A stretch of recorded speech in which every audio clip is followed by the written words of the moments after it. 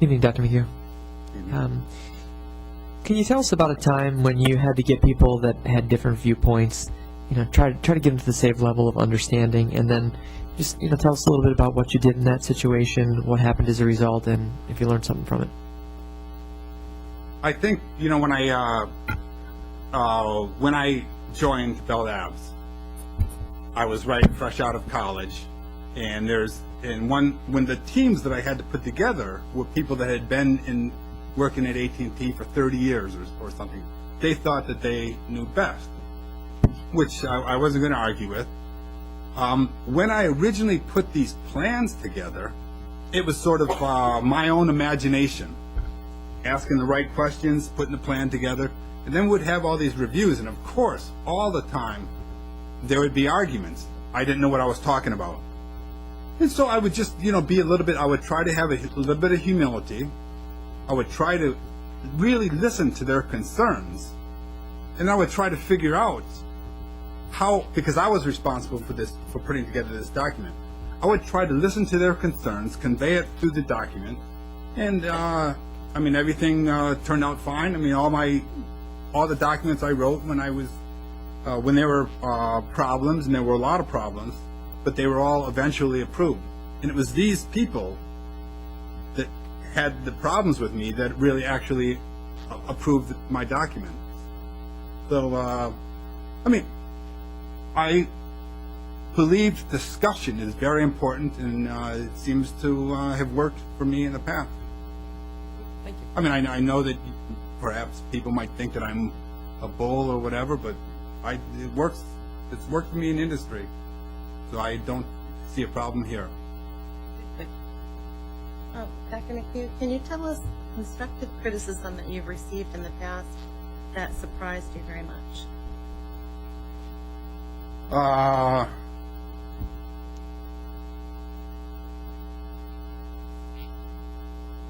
It didn't surprise me so much, but a lot of people say I'm too blunt with what I say, but you wanted to know what really surprised me.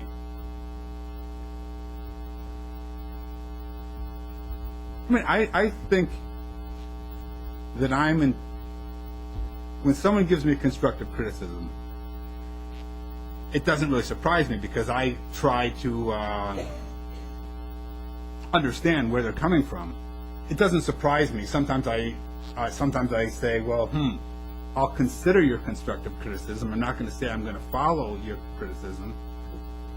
So it doesn't surprise me. But I receive, of course, you know me well enough to know that I am sometimes too blunt.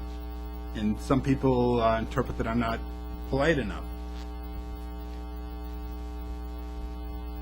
But not many people can say I don't have integrity. I really believe, when I believe in something, I really try to argue for it. But of course, if someone has a better solution, I have no problem accepting their point. So sorry, I wasn't able. Nothing really surprises me, because I think I'm in tune. When someone gives me criticism, I try to see myself and try to understand where they're coming from. Brian, thanks for coming tonight. If you were offered the seat on the board, what area would be your steepest learning curve?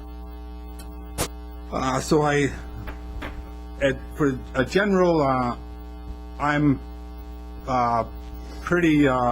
I like to talk a lot, so I don't think that the everyday activities of the board, what I see when I sit in the audience, I don't see any obstacle there.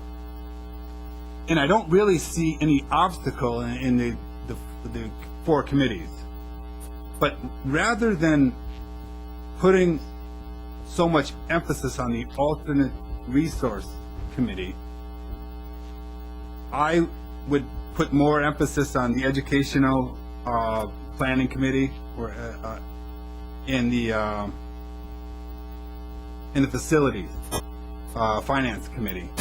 And I probably would, I don't know exactly that much about the financial, but I'm good with figures. And so perhaps I would put emphasis on those two committees.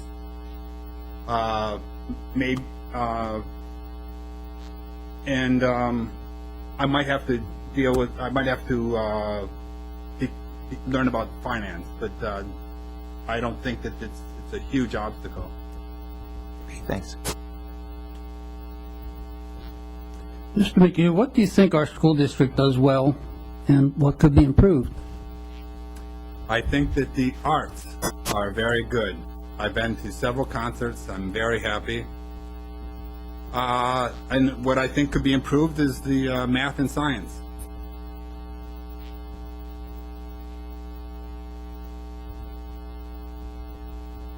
I mean, and it's not just, of course, you can't just look at the books. I mean, I think it's one has to also concentrate on how to motivate the students to really learn. So you can't have topics and expect the students to learn unless they're motivated properly.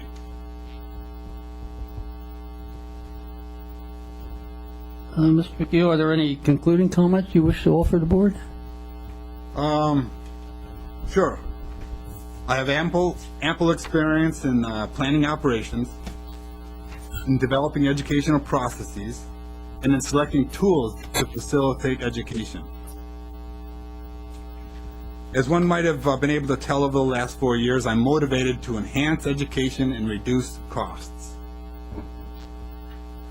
I'm always willing to discuss solutions with those having an accurate idea of the requirements. We have to have a clear view of the needs. I think there is an opportunity to gain community support if Hopewell Valley were able to do a better job in clarifying their requirements. It is my style to be open-minded with regard to the contemplation of ideas, to be straightforward with regard to well-thought-out recommendations. And because I'm aware of the possibility of the development of imperfect solutions, I'm willing to discuss with any well-intentioned factions. And I hope that the people that went to my presentations, I think that when the New York Times published an article a few weeks after concerning the two topics that I presented, I hope it lent a little bit of credence to my presentation. I firmly believe that school board members should value the needs of the student above everything else. It is my goal to entice the community members to take an interest in my pursuit and in everyone's pursuit to enhance education and reduce costs. I was satisfied by the amount of votes I received in the last two elections while maintaining my integrity, and that's good enough for me, my concluding comments. Any more questions?